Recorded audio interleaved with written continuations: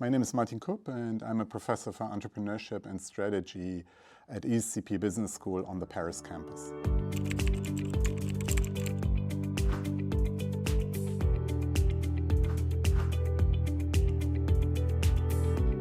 Can you share your thoughts on the importance of case studies in business education? I think cases are very important as they are one way of trying to achieve participant-centered learning. They are only one tool that teachers can use. There are various tools, but I think it's an important tool to engage students and to create a level playing field with the students and to create participant-centered learning. In your opinion, what makes a great case study? A great case study is the combination of a great story, a great lead, and a need.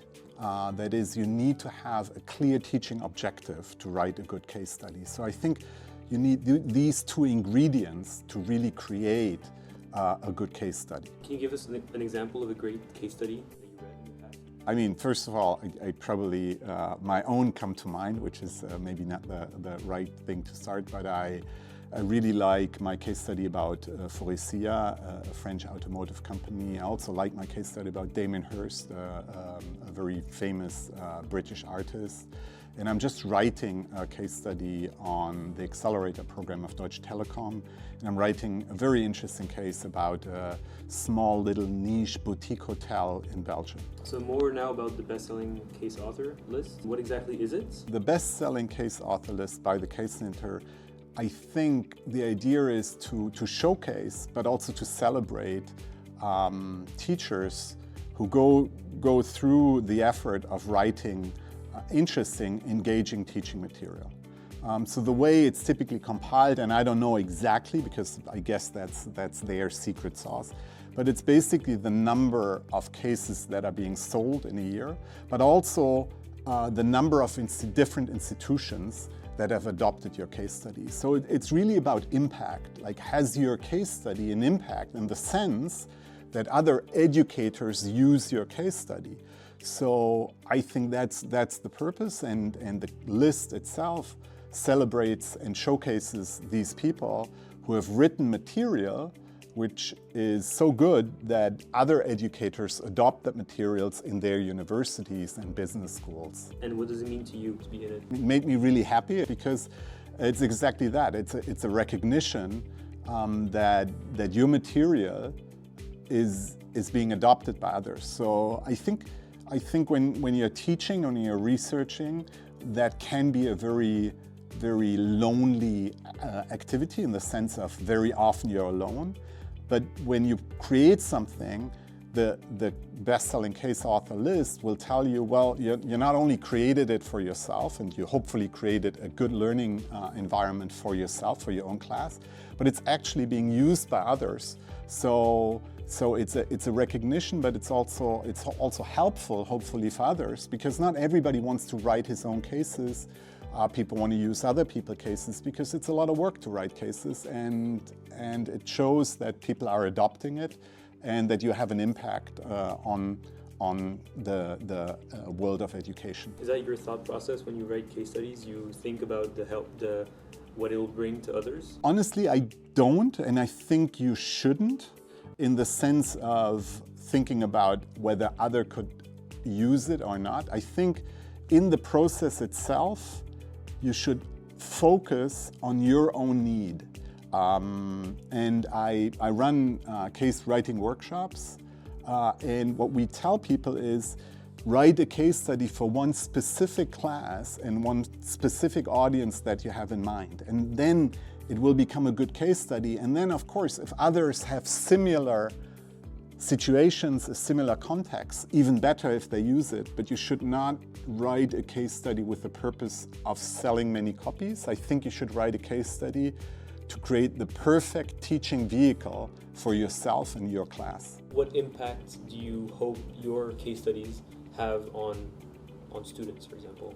I hope that people enjoy the learning journey, discover that they are capable of dissecting a situation and coming up with ideas and using concepts that we teach to solve that situation. I think for me, I guess like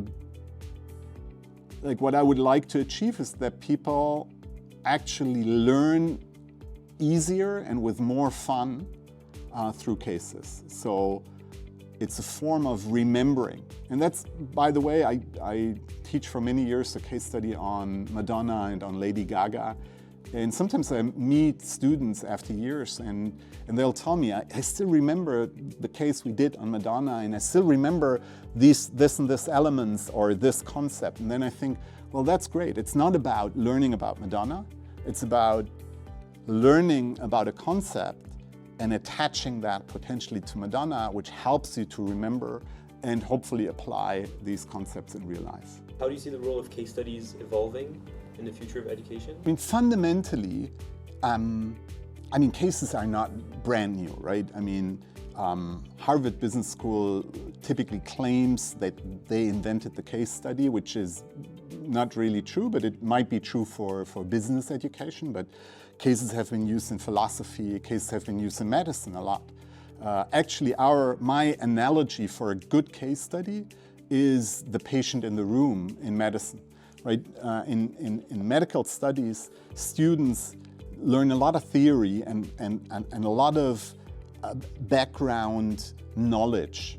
But at some point in time, the professor brings in either a real patient or a dead body, it could be both, but he brings in a case, right? And that's the moment where we switch from diffusing knowledge to exploring and going on a learning journey, right? You have to get your hands dirty, you have to look, you have to potentially decide for yourself, what do I look at first? What do I check?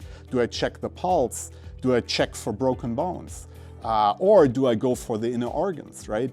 And once you find something, it's your task to find out why has it happened and what can I do potentially to help the patient or just to find out what happened. And we have the same with good business cases. It's you bring the body into the room, which is a company, which is an executive, which is a person who has to take a decision, who is in a specific situation. And the students then unfold the story, what has happened, why is that situation bad or good, and what can we potentially do. So this is old. Now, how will that evolve? I think this part will probably always stay the same in the sense of you create a learning opportunity by bringing reality into the classroom. But again, I mean, technology, maybe we'll have much more video case studies. Maybe we have apps which create case studies. Maybe we can make it even more alive than a typical case, which is a certain number of pages. So I think there are many, many ways to improve case studies. And I'm very eager to see what people do with cases, because everything goes. With the upbringing of AI, as I hear, you're mainly optimistic about the future of case studies?